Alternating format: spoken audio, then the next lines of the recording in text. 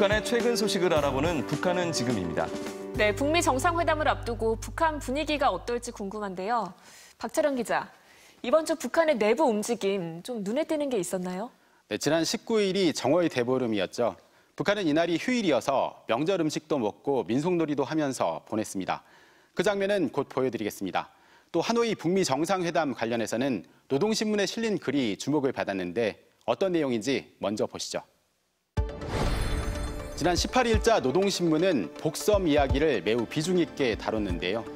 신문은 이면에 복섬의 메아리 이런 제목으로 자력갱생의 승전포성을 리오니오 올려가는 애도의 벅찬 숨결을 안아보며 쓴 종론을 싣고 복섬이 뭔가요?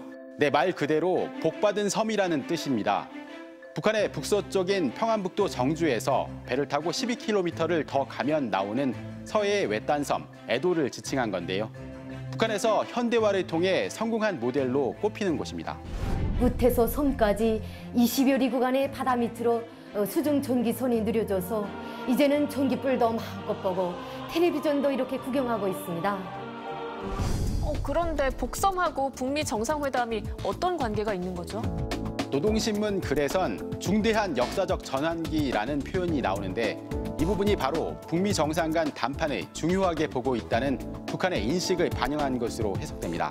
또 복섬을 예로 들면서 주민과 간부들에게 경제를 강조하고 독려하려는 뜻도 있는 것으로 보입니다. 네, 이번 주엔 정월 대보름이 있었는데요. 이날 북한의 풍경은 어땠어요? 네, 정월 대보름은 민속 명절인데요. 북한 방송에선 이날 휴일을 즐기는 시민들의 모습을 전했습니다. 주민들은 상점에서 전통 옷을 사기도 하고 시내 식당에서 명절 음식을 먹기도 하면서 하루를 보냈습니다. 1월부터 깨끗하고 이렇게 서박하면서도 아름다운 것을 사랑하는 우리 이민들은 명절날이나 연날에도 우리 치마저고를 입는 것을 생활의 한 부분으로 여겨왔습니다. 손님들에게 약밥과 오곡밥 9가지 나물들과 함께 영양가가 높은 주름 9 요리를 만들어서 봉사하고 있는데 손님들이 다들 좋아합니다. 북한 곳곳에서 민속놀이를 즐기는 주민과 학생들의 모습도 보였습니다. 민족 옷을 떨쳐 입고 자기들의 희망과 꿈을 연들마다에 담아 하늘 높이 띄우는가 하면 팽이치기와 제기차기를 비롯한 다양한 민속놀이로 시간 가는 줄 모르고 웃고 떠드는 학생 소년들의 밝고 명랑한 모습은 네, 정월 대보름 풍경 잘 봤습니다.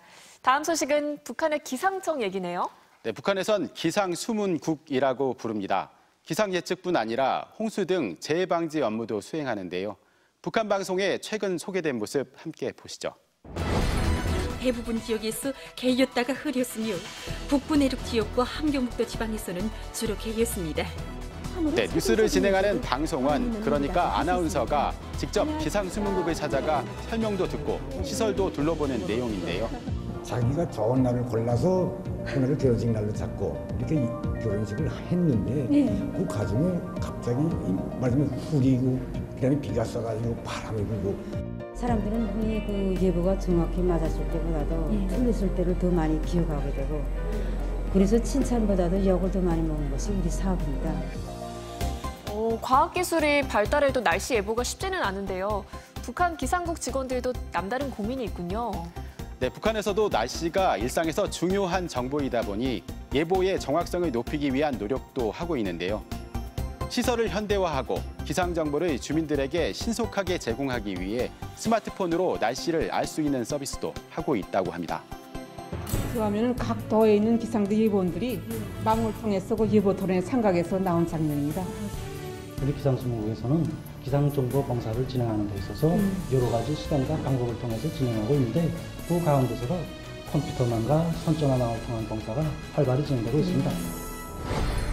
야, 이 북한에서도 스마트폰으로 날씨를 볼 수 있다니 참 흥미롭네요. 박철영 기자 잘 봤습니다.